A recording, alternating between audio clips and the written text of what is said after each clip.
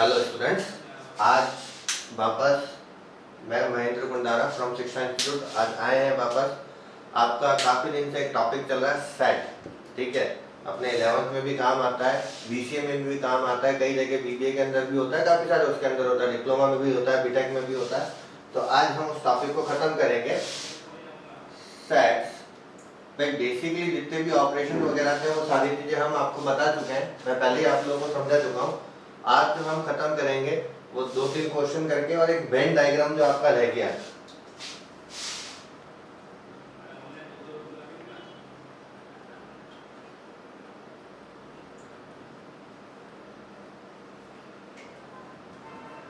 Venn diagram जो आपका रह गया है, इसको पढ़ते हुए हम आज इसको खत्म करेंगे टॉपिक को, ठीक है।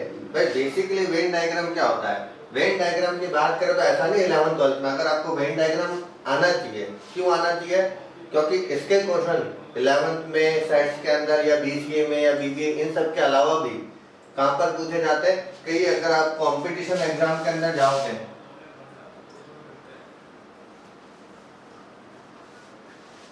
कहीं पर आप कंपटीशन एग्जाम के अंदर जाओगे तो वहां पे भी इसके क्वेश्चन आते हैं, ठीक है। पहले हम दो चीजें लेके चलते हैं, दो सेट लेके चलते हैं कि अगर एक ए सेट दे रखा है और एक बी सेट दे रखा है, ठीक है।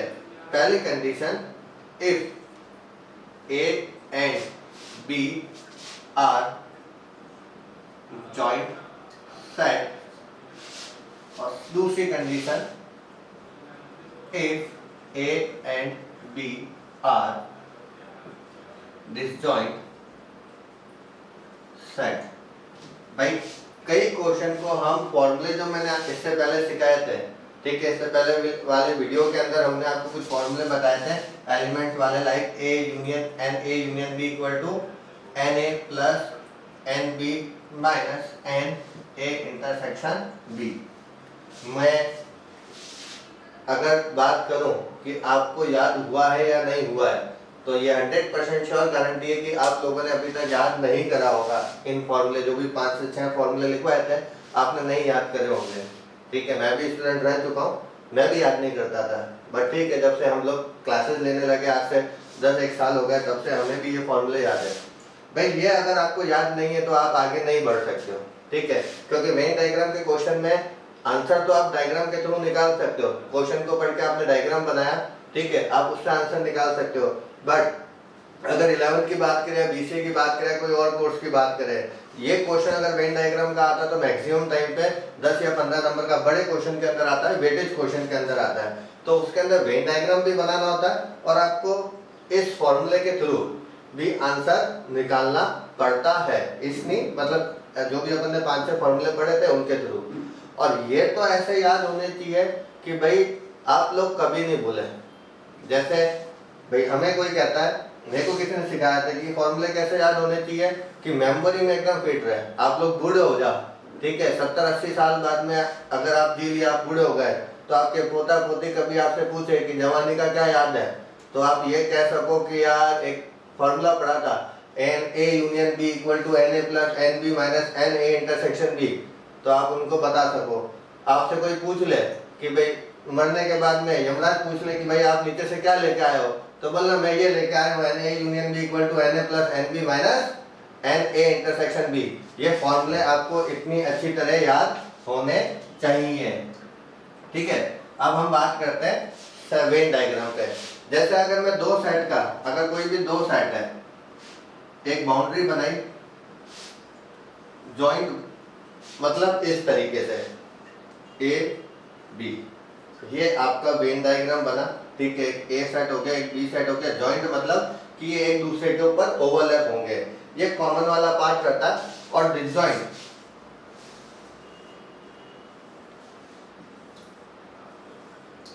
ए बी, ये डिसजॉइंट, ठीक है, उसके अंदर कोई भी कॉमन पार्ट नहीं रहता है। मैक्सिमम जो क्वेश्चन आते हैं वो किस पे आते हैं? ए बी जब आपके जॉइंट हो। अब हमने इससे पहले कुछ क्वेश्चंस करे थे लैंग्वेज वाले, ये वाला पार्ट मैं आपको बताऊं, ये जो पार्ट है, ये पार्ट कौन सा होगा? ए यूनियन बी वाला पार्ट होगा। आपके लैंग्वेज के अंदर कई बार लिखा हुआ ए इंटरसेक्शन बी वाला पार्ट होगा। आपने जो लैंग्वेज वाले 2-3 क्वेश्चन अपन ने इससे पहले करे थे, उसमें हमने कई जगह पढ़ा था बोथ, ठीक है। जैसे कई क्वेश्चन के अंदर आएंगे, जैसे कुछ जने हैं जो मैथ्स भी पढ़ाते हैं, कुछ जने जो फिजिक्स भी पढ़ाते हैं, पर उनमें से 4 जने जो मैथ्स और फिजिक्स दोनों पढ़ाते हैं, ठीक है। तो जहाँ पे भी दोनों आ जाए, ठीक है, इंटरसेक्शन, वो वाला पार्ट ये होता है। अगर मैं इतने वाले पार्ट की बात करूं, इस पार्ट की, तो इस पार्ट को बोलते हैं ओनली ए, ठीक है। और अगर वैसे लिखना चाहे तो a माइनस बी भी कह सकते हैं।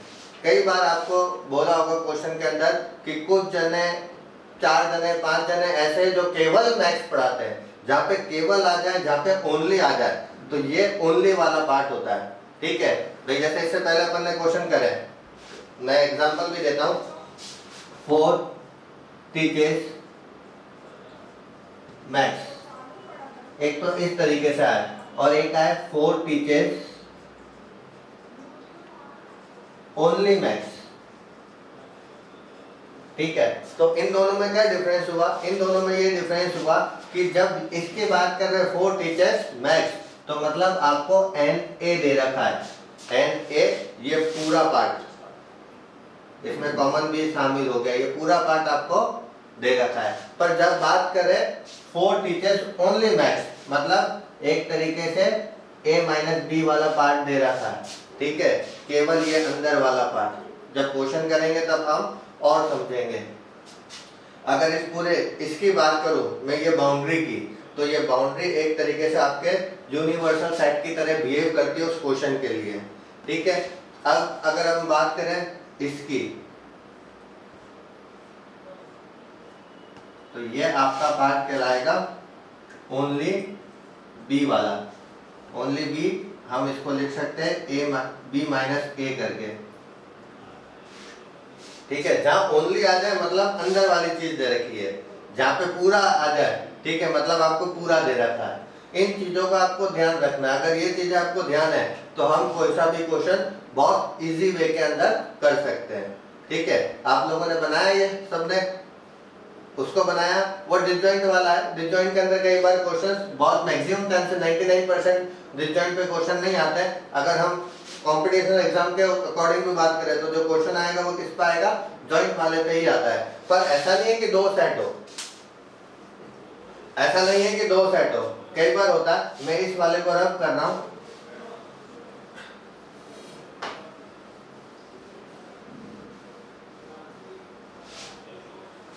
कई बार होगा आपको क्या दे रखा होगा, 3 सेट दे दिए। Suppose if A comma B and C are 3 sets और जॉइंट सेट की बात कर रहे हैं हम, ठीक है। तो उस टाइम पे वेन डायग्राम जो बनेगा उसके अंदर 3 सर्कल बनेंगे, और 3 सर्कल ऐसे बनेंगे कि तीनों एक दूसरे से जुड़ने चाहिए, कुछ इस तरीके से ए बी सी। इसमें ये वाला पार्ट जो होता है वो तीनों वाला पार्ट होता है, ठीक है। एक क्वेश्चन में 3 उस पे भी कराऊंगा, ठीक है। 3 वाले के अंदर बाय चांस आपका क्वेश्चन, सपोज 3 वाले उसके अंदर आपको अगर फॉर्मूला यूज नहीं करना है, आपने वेन डायग्राम बनाया, वेन डायग्राम से आपको आंसर समझ में आया, ठीक है, जो भी आपसे पूछ रहे हैं वो आंसर आपने लिखा, आपको पूरे मार्क्स मिलते हैं। पर अगर 2 वाले की बात करें तो जितना चांसेस हो उतना हमें वेन डायग्राम के साथ साथ उसको फॉर्मूले से भी सॉल्व करना है, ठीक है। ये लिख लिया सबने। इसके ऊपर अपन 2 से 3 क्वेश्चन करेंगे। 2 क्वेश्चन अपन इस वाले पे कर लेंगे, 2 वाले पे, 1 क्वेश्चन अपन 3 वाले पे कर लेंगे। क्वेश्चन में हिंदी में लिख दूंगा, इंग्लिश में लिख दूंगा, सॉरी, और हिंदी में उसको एक्सप्लेन भी कर दूंगा। मैं वर्डिंग हिंदी में भी बता दूंगा जिससे कि आप लोग हिंदी मीडियम वाले उसको हिंदी में लिख सकें। मैथ्स में हालांकि कुछ हिंदी और इंग्लिश होता नहीं है, बट जनरली अगर अपन बात करें तो मैं उस जनरल लेवल के ऊपर इंग्लिश में क्वेश्चन लिखने के बाद हिंदी में भी उसको एक्सप्लेन कर दूंगा। क्वेश्चन निकाल लेते हैं हम थोड़े। जैसे पहला क्वेश्चन है, आप in a survey of 400 students in a school, 100 were listed as taking apple juice 150, as taking orange juice, and 75 were listed as taking both apple as well as orange juice. 5. How many students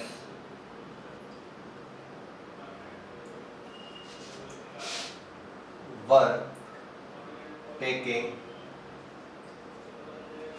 neither apple juice nor orange juice?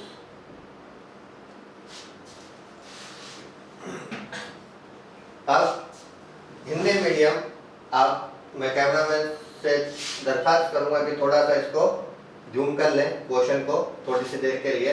Hindi medium वाले पहले इस question को लिखें। एक सर्वे के अंदर पाया गया कि एक स्कूल में 400 बच्चे हैं।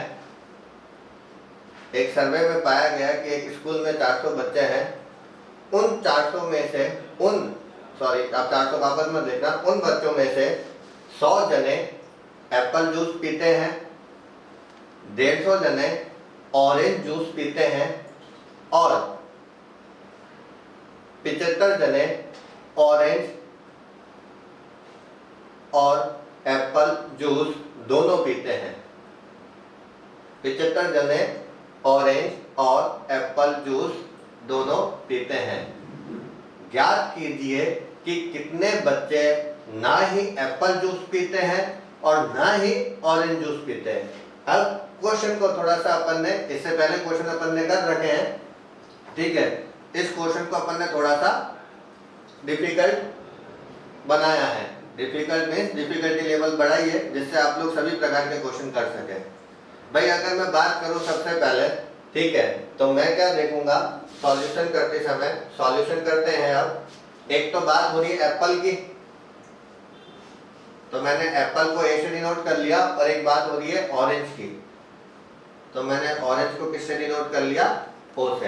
हमने भले फॉर्मूले ए और बी में पढ़े, पर हम यहाँ पर जब भी बात करेंगे जो चीज दे रखी है उसका अल्फाबेट, उसका लेटर हम यूज करेंगे, ठीक है। अब उसने बोला in a survey of 400 student in a school, 400 जनों का सर्वे, बच्चों का सर्वे करा गया है एक स्कूल के अंदर। तो ये 400 कौन होंगे? अगर हम वेन डायग्राम की बात करें तो मैं इस तरह वेन डायग्राम भी बनाता हूँ और आपको बताऊंगा कि आपको क्या क्या मिल रहा है। ये एप्पल और ये ऑरेंज, ठीक है। 400 बच्चे हैं टोटल, मतलब आपको टोटल 400 बच्चे दे रखे, मतलब आपको क्या दे रखा, ये आपको यूनिवर्सल सेट के नंबर दे रखे हैं। Number of element in universal set कितने हैं, 400, ठीक है। 100 were listed as taking Apple, 100 जने वो हैं जो क्या कर रहे हैं, एप्पल जूस पी रहे हैं। मतलब आपको एन ए दे रखा है या एन ए माइनस ओ दे रखा है। अब वापस में पहचानना सिखाना है ना इस क्वेश्चन से आप लोगों को। हमने अभी थोड़ी देर पढ़ा था, एक तो ये वाला पार्ट होता है और एक ये पूरा पार्ट होता है। तो जैसे कि यहाँ पे लाइन लिखी हुई है 100 were listed as taking apple juice, कहीं पे भी ओनली नहीं आया, इस पूरे सेंटेंस में कहीं पे भी ओनली नहीं आया। हिंदी मीडियम वाले कहीं पे भी केवल नहीं लिखा हुआ। आपने क्वेश्चन अगर लिखा होगा तो आपने लिखा होगा कि 100 बच्चे एप्पल जूस पीते हैं, ठीक है। मतलब कहीं पे भी ओनली, इंग्लिश मीडियम में ओनली और हिंदी में केवल नहीं लिखा हुआ। अगर बाय चांस इसके साथ में ओनली लिखा हुआ होता तो हमें क्या लेना पड़ता, हम मानते हैं कि 100 हमें क्या दे रखा, Na-O दे रखा है, और यहाँ पर हम 100 कहाँ लिखते हैं, इसके अंदर। परंतु हमें कहीं पे भी ओनली नहीं लिखा हुआ है, इसलिए हमें क्या दे रखा है, Na दे रखा है 100। मतलब ये पूरा वाला जो पार्ट है, ये जो पूरा सर्कल है, इस पूरे सर्कल में 100 जने आ रहे, ठीक है। फिर बोला है 150 एस टेकिंग एप्पल जूस। 150 जने वो है जो ऑरेंज का जूस पी रहे, सॉरी, मतलब NO दे रखा है 150, 7 NO 150। अगर इसमें बात करें तो ये जो पूरा वाला O का सर्कल हमने बनाया, भाई मेरे थोड़ी ड्राइंग कमजोर है तो मेरे सर्कल ऊपर नीचे बन जाते हैं, सर्कल में सर्कल ना लगे, तो ऐसे मैथमेटिशियनों का ऐसा ही होता है ना। तो ऐसे नहीं कि मेरी ड्राइंग पे जाओ, चीजें समझना। ये आपको टोटल 150 दे रखा है। 75 was listed as taking both apple as well as orange juice। 75 जने वो है जो दोनों प्रकार के जूस पी रहे हैं, ठीक है। ऐसे क्वेश्चन हमने जहाँ पे भी बहुत आ जाए, इससे लास्ट वीडियो के अंदर भी बात करी थी हमने, जहाँ पे भी बहुत आ जाए मतलब आपको क्या दे रखा है, Na इंटरसेक्शन O दे रखा है, और कितना दे रखा है 75। मैं इसमें बात करूं तो 75।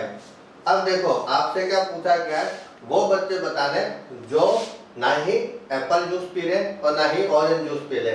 हिंदी इंग्लिश मीडियम वो बच्चे बताने जो ना ही neither taking neither apple juice nor orange juice, ठीक है।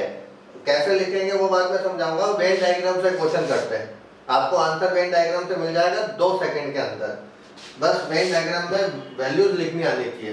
देखो इस पूरे सर्कल के अंदर 100 जने थे, 100 में से 75 यहाँ पर आ गए, तो यहाँ कितने बचेंगे 25। ऐसे ही मैं बात करूं, इस पूरे ऑरेंज वाले सर्कल के अंदर 150 जने थे, 75 यहाँ आ गए, तो यहाँ पे कितने बचेंगे वापस 75।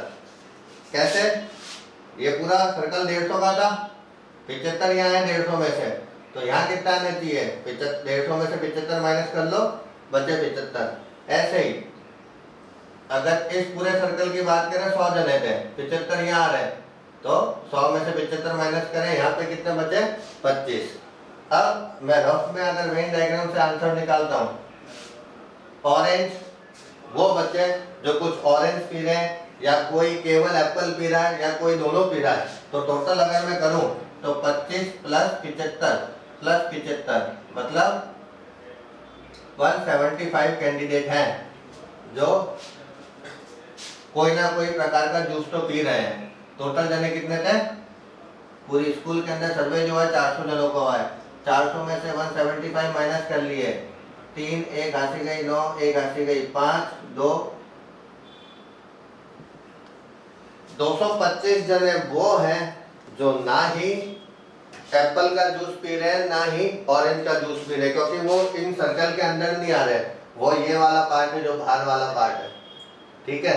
तो अब इसको निकाल, ये तो आपका किससे निकला, वेन डायग्राम से। वेन डायग्राम से आंसर 2 मिनट में निकल जाता है, पर हम इसको फॉर्मूले से भी करेंगे। फॉर्मूले से कैसे करेंगे कि हमें बोला गया है कि हमें क्या निकालना है, वो बच्चे जो ना तो एप्पल ना आ गया मतलब कॉम्प्लीमेंट, ठीक है, और ना ही ऑरेंज, ठीक है, जूस पी रहे हैं, मतलब आपको क्या निकालना, A intersection A complement intersection O complement ज्ञात करना है, ठीक है। अब आप मुझे बताएं कि इसको कैसे ज्ञात करेंगे। आप लोगों ने फॉर्मूले वगैरह पढ़ रखे हैं, ठीक है, तो आप सोचे कैसे करेंगे, जितने में दूसरा क्वेश्चन देख लूं आपको कराने के लिए।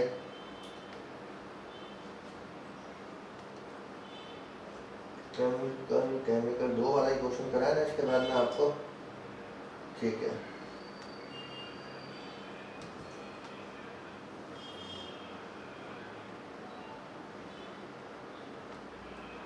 ठीक है, स्टार्ट करते हैं। दूसरा क्वेश्चन मैंने देख लिया, समझ में आया, पता पड़ा कौन सा फॉर्मूला यूज कर सकते हो भाई आपने। मैं पहले रफ में लिख रहा हूँ, रफ में मतलब मैं इसको मिटा दूंगा। आपने एक फॉर्मूला पढ़ा था, N A intersection A complement intersection B complement का जो किसके बराबर होता है। आप इसको दो फॉर्मूले पढ़े थे आपने, इन दोनों का टर्म का फॉर्मूला एक ही होता है, N U minus N A union B. आप लोगों ने पढ़ रखा है ना रफ में, मैंने इसको रफ में लिखा है, ठीक है, आपको समझाने के लिए आप लोगों ने ये फॉर्मूला पढ़ रखा है। मैं इसको वापस यहाँ लिखूंगा।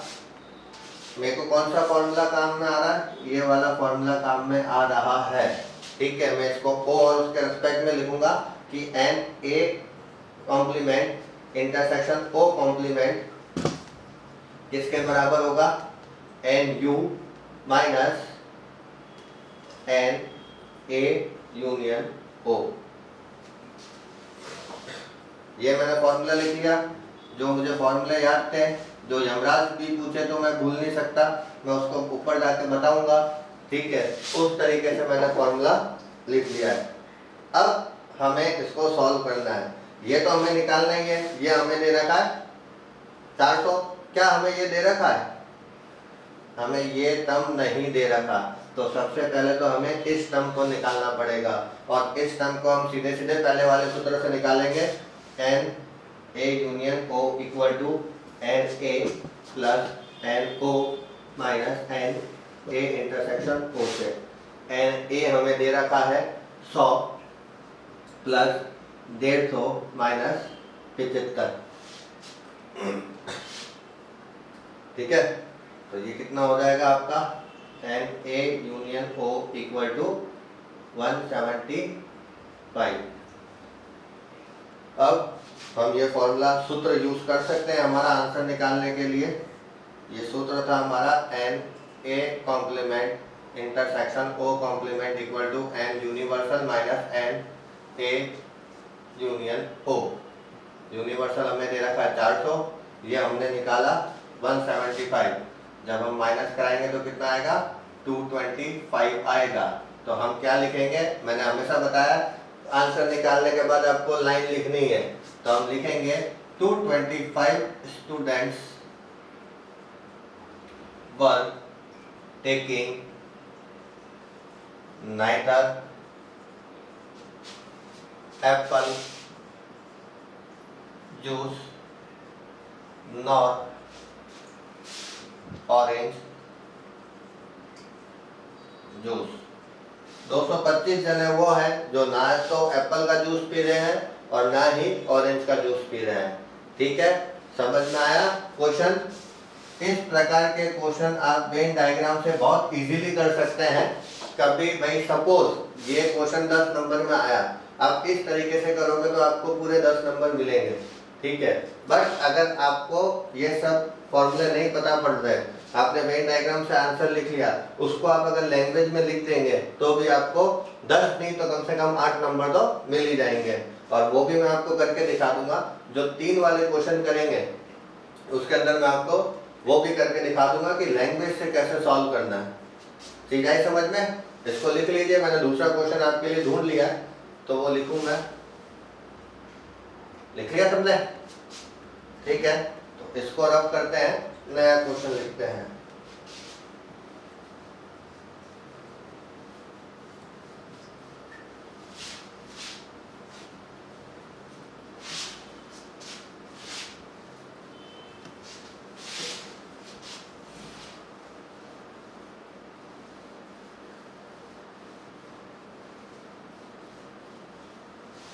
वेन डायग्राम से बस ये है कि अगर हमें वेन डायग्राम के अंदर वैल्यू पुटअप करना आ गई है तो हम आंसर फटाक से निकाल लेते हैं। और कंपटीशन एग्जाम के अंदर तो हमें 4 ऑप्शन दिखते हैं, तो हमारा 2 मिनट में आंसर निकल के हम उसका वैल्यू निकाल सकते हैं। नेक्स्ट क्वेश्चन लिखें, there are 200 individual with a skin disorder. 120 had been exposed to the chemical C150 to chemical C2 and 30 to both the chemical C1 and C2. Find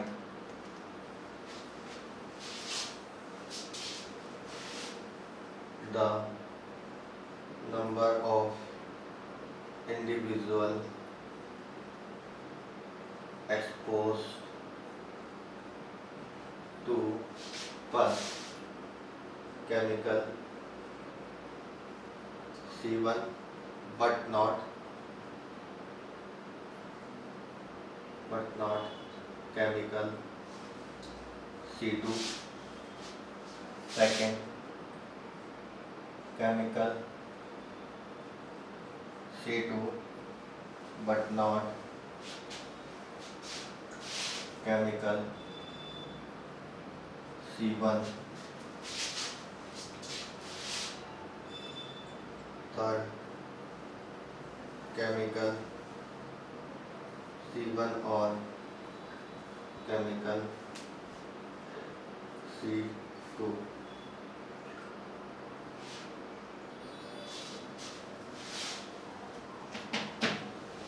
ठीक है, चीज आप लोग को क्वेश्चन कैमरा मैन से मैं दरख्वास्त वापस करेंगे कि एक बार क्वेश्चन को जूम कर लें। हिंदी मीडियम वाले इस क्वेश्चन को लिखे या समझे, ठीक है, नहीं लिख सकते तो 200 जने हैं, ठीक है, जिनको क्या है स्किन डिसऑर्डर है।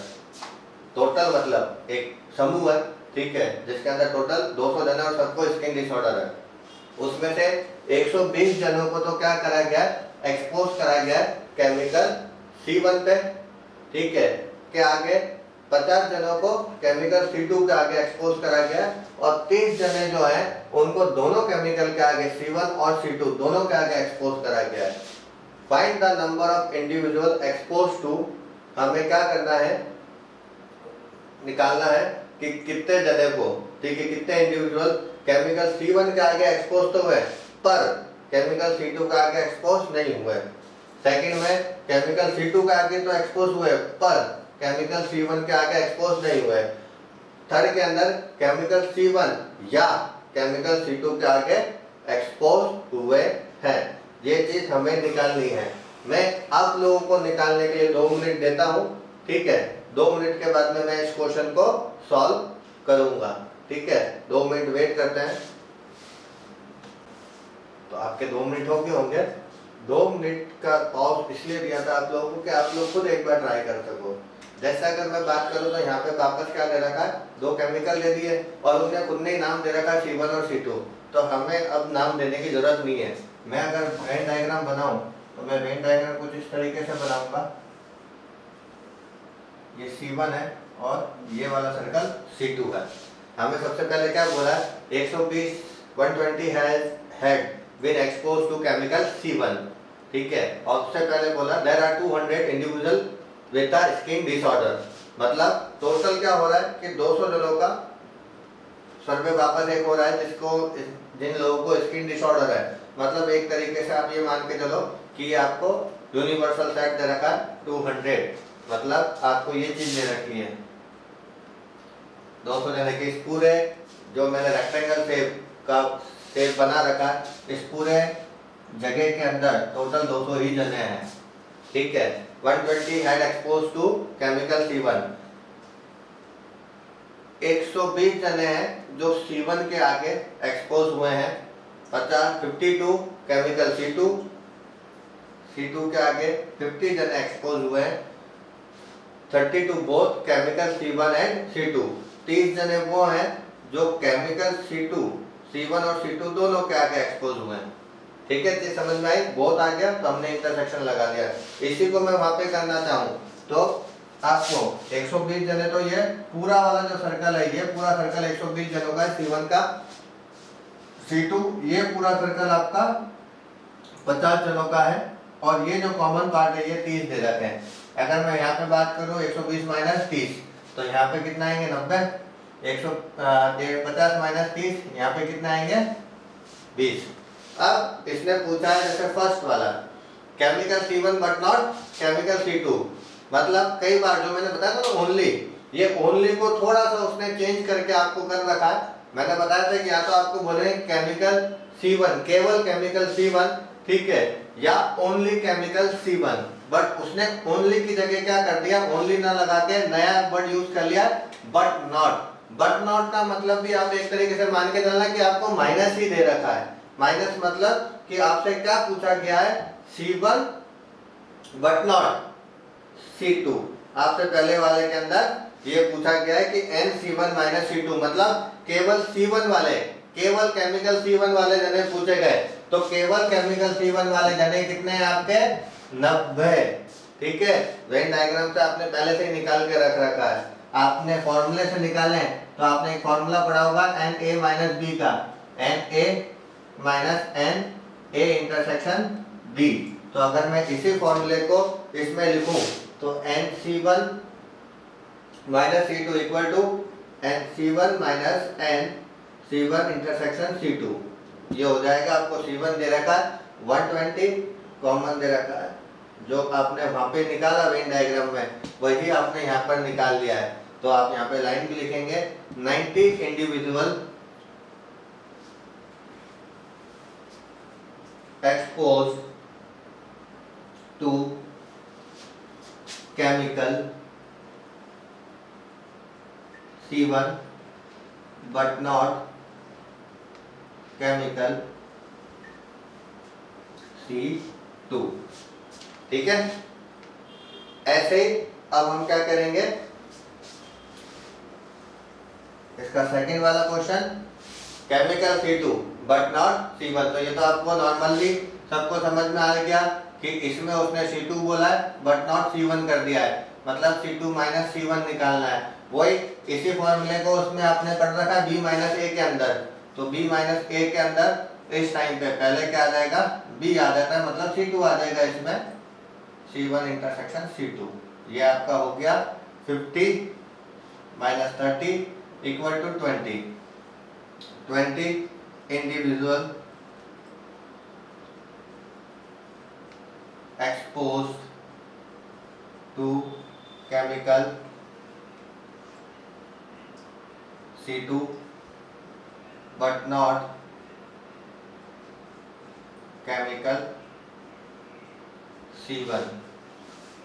थर्ड वाला पार्ट आपसे पूछा गया है केमिकल C1 और केमिकल C2, और मतलब या मतलब आपको क्या करना, क्या निकालना है, यहाँ पे यूनियन निकालना है, NC1 यूनियन C2। और यूनियन का तो पहला वाला A यूनियन B का फॉर्मूला आपको पता ही है, NC1 union C2 equal to NC1 plus NC2 minus NC1 intersection C2।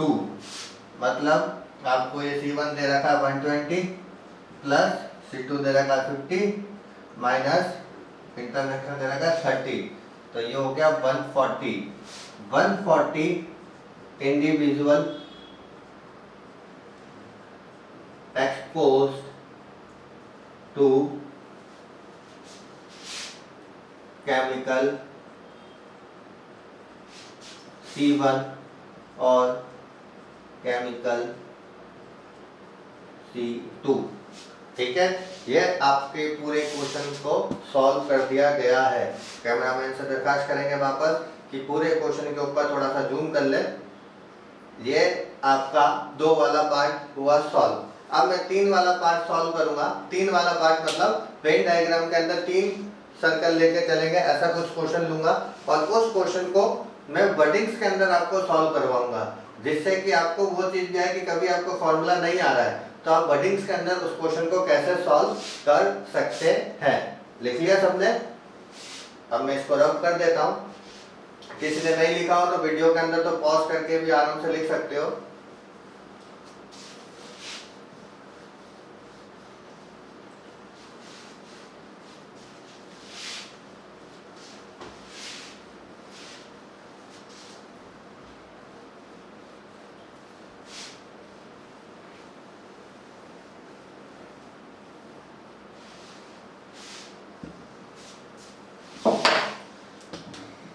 Last आपका 3 वाला भी एक क्वेश्चन करवा देते हैं जिससे आप लोगों को तकलीफ ना आए।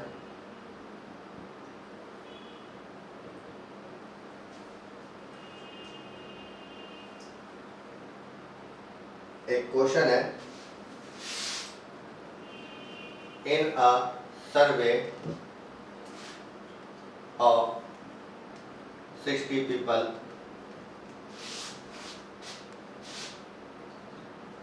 it was found that 25 people read newspaper H, capital H है ना, मेरी इस पर राइटिंग थोड़ी समझ में नहीं आया तो ध्यान से समझ लेना। 26 read newspaper capital T, 25 26 again 26 read newspaper I, 9 read both, 9 read both H and I,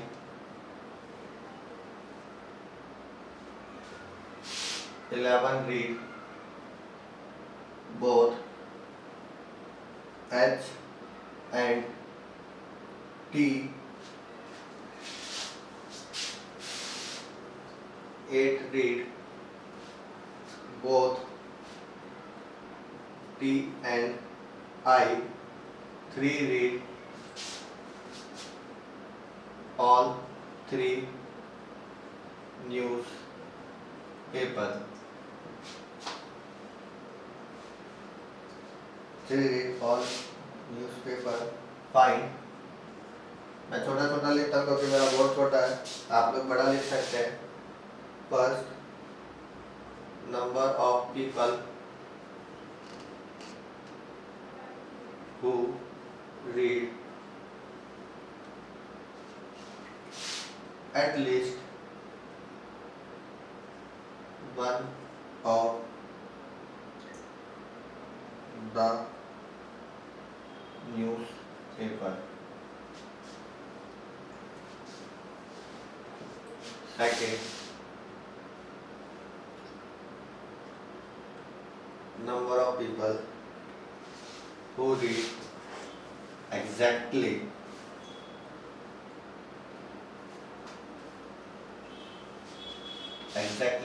one newspaper। बहुत सिंपल क्वेश्चन है। अगर हम इसको केवल वेन डायग्राम से सॉल्व करेंगे और वर्डिंग्स लिख देंगे, ठीक है। हमें अगर सॉल्यूशन करना स्टार्ट करता हूं मैं, हमने वेन डायग्राम बनाया है, 3 का बनाना है वेन डायग्राम, 1 2 3, ठीक है। अब अगर हम इसकी बात करें तो हमें क्या बोल रहा है, न्यूज़पेपर हमने खुद ने पहले से डिस्क्राइब कर रखा है HTI, तो हमें कुछ भी नया लेने की जरूरत नहीं है। एक H लिया, एक T लिया और एक I लिया, ठीक है। हमें अलग से नाम देने की जरूरत नहीं है।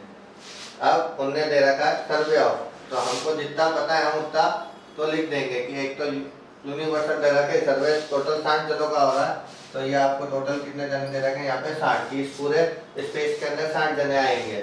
25 पीपल रीड न्यूज़पेपर एच, 25 जने वो हैं जो न्यूज़पेपर एच को रीड करते हैं। मतलब अगर मैं इसमें बनाना चाहूँगा तो ये वाला जो पूरा सर्कल है ठीक है, ये टोटल 25 का है। 26 रीड एट न्यूज़पेपर टी, 26 जने वो है जो टी वाला, मतलब ये पूरा सर्कल टी वाला 26 जनों का है। और 26 अगेन रीड एट न्यूज़पेपर आई, 26 जने वापस वो है जो न्यूज़पेपर आई को रीड करते हैं, मतलब ये पूरा वाला circle. 9 read at both,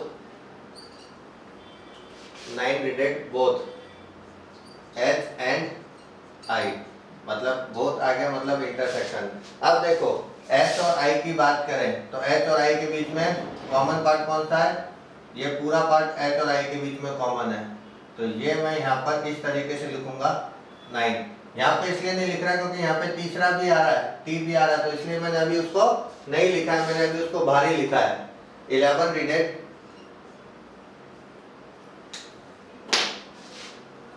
H and T, तो एच और टी का कॉमन पार्ट ये पूरा वाला एच और टी का कॉमन पार्ट है, ठीक है। मैं इसको भी बाहर लिख रहा हूँ, क्यों, क्योंकि इसके अंदर भी आई आ रहा है।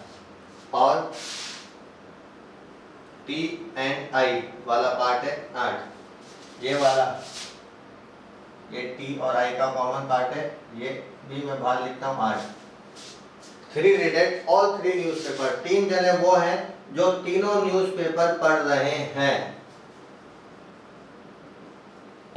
एच इंटरसेक्शन टी इंटरसेक्शन आई, ये 3। अब देखो वेन डायग्राम से कैसे सॉल्व होगा।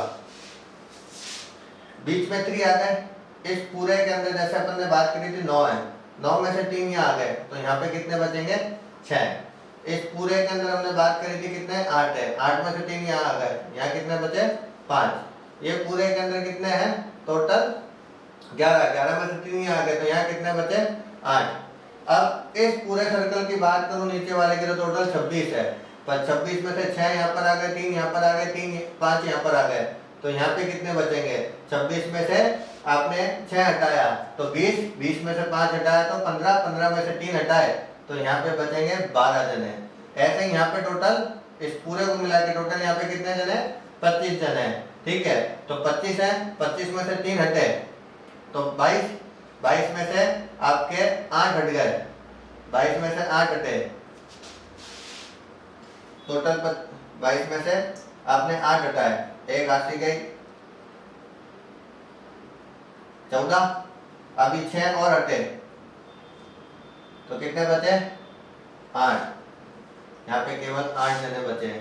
ऐसी बात करें यहाँ पर तो इस पूरे के अंदर 26 जने हैं, 26 में से 8 यहाँ है, 3 यहाँ है, 3 यहाँ है, तो 8, 5 और 3 8, 8 और 8 16, 26 में से टोटल 16 जने गए तो कितने बचे 10 जने, ठीक है। ये 8 केवल एक ही न्यूज़पेपर पढ़ते हैं, इस चीज को समझना। ये 8 केवल एक ही न्यूज़पेपर पढ़ते हैं एच, ये 10 केवल एक ही न्यूज़पेपर पढ़ते हैं टी, ये 12 केवल एक ही न्यूज़पेपर पढ़ते हैं आई, ये 6 2 न्यूज़पेपर पढ़ते हैं एच और आई, ये 8 2 न्यूज़पेपर पढ़ते हैं एच और टी, ये 5 2 न्यूज़पेपर पढ़ते हैं आई और टी, और ये जो 3 है ये तीनों न्यूज़पेपर पढ़ते हैं। अब जैसे आपसे पूछा गया question first, number of people who read at least one of the news paper, हमें वो जने ज्ञात करने हैं जो एटलीस्ट का मतलब कम से कम, हमें वो जने ज्ञात करना जो कम से कम एक न्यूज़पेपर तो पढ़ते हैं। एक से ज्यादा होंगे तो भी चलेगा, एटलीस्ट और एटमोस्ट की खासियत ये होती है, एटलीस्ट की खासियत ये होती है कहीं पे भी एटलीस्ट आ जाए तो कि कम से कम एक। जैसे मैं बोलूं घर पे कि मम्मी, मैं आपसे मम्मी पूछे आपकी, सपोज आपकी मम्मी पूछे कि भाई आज कितनी रोटी खाएगा, तो आप बोल दोगे कि भाई कम से कम एक खाऊंगा, पर एक से ज्यादा भी खा सकता हूँ, ऐसा थोड़ी कि एक पर रुक जाऊंगा। तो ऐसे ही यहाँ पर कि कम से कम एक अखबार तो पढ़ ही रहा है वो, पर एक से ज्यादा भी पढ़ेगा तो भी इसके अंदर काउंट होगा। मतलब ये जितने नंबर हैं इन सभी नंबर को आपको जोड़ना है, 8 + 8 + 10 + 6 + 3 + 5 + 12, ये अगर जुड़ेंगे तब जाके इसका आंसर निकलेगा। इसके अंदर एक न्यूज़पेपर वाले भी आ गए, जो 2 न्यूज़पेपर पढ़ते वो भी आ गए, जो 3 पढ़ते वो भी आ गए, कि कम से कम एक तो पढ़ ही रहा, पर एक से ज्यादा भी पढ़ रहे तो भी चलेंगे। ठीक है, तो 8 और 8 16, 16 प्लस 10 26, 26 और 6 32, 32 और 3 35, 35 और 5 40, 40 प्लस 12, तो 52 कैंडिडेट वो हैं जो कम से कम एक न्यूज़पेपर पढ़ रहे हैं। सेकंड आपसे पूछा गया number of people who read exactly 1 news paper. उन जनों को फाइंड करना है जो एग्जैक्टली केवल एक प्रकार का न्यूज़पेपर पढ़ रहे हैं। तो एग्जैक्टली एक प्रकार का न्यूज़पेपर, ये 8 जने पढ़ रहे हैं, ये 10 जने पढ़ रहे हैं, ये 12 जने पढ़ रहे हैं। तो 8 प्लस 10 प्लस 12, 8 और 12 20 और 10 30, 30 कैंडिडेट्स वो हैं जो आपके एग्जैक्टली एक न्यूज़पेपर पढ़ रहे हैं। तो ये इस तरीके से 3 वाला, अगर वेन डायग्राम में कभी 3 पार्ट का क्वेश्चन आ जाए तो इस तरीके से सॉल्व आप कर सकते हो। वापस एक चीज बताऊंगा कि अभी तक जो वेन डायग्राम है वो खत्म कर चुका हूँ, सेट के मैक्सिमम टॉपिक में खत्म कर चुका हूँ। ठीक है, आज सेट का लास्ट डे था। आज के बाद में अगर आपको सेट में कभी भी कोई भी दिक्कत आती है तो आप मेरे ही नंबर के ऊपर, वीडियो के अंदर क्लिप चलती है, फिर भी मैं यहाँ लिख देता हूँ 8385016623। कोई भी हिंदी मीडियम वाला बच्चा हो कि इंग्लिश मीडियम वाला बच्चा हो, आप मुझे कॉल करके अगर आपको कोई भी टॉपिक समझ नहीं आ रहा साइंस के अंदर तो पूछ सकते हैं। ठीक है, जो मेरी संस्था के बच्चे हैं वो मुझे इस नंबर पे मैसेज करें व्हाट्सएप पे, मैं आपको सेट की पूरी अभी तक जितने भी हमने टॉपिक पढ़े उन सभी की प्रैक्टिस के लिए क्वेश्चन दूंगा। ठीक है, इस नंबर पे व्हाट्सएप करें जिससे आप सभी को क्वेश्चन मिल जाए।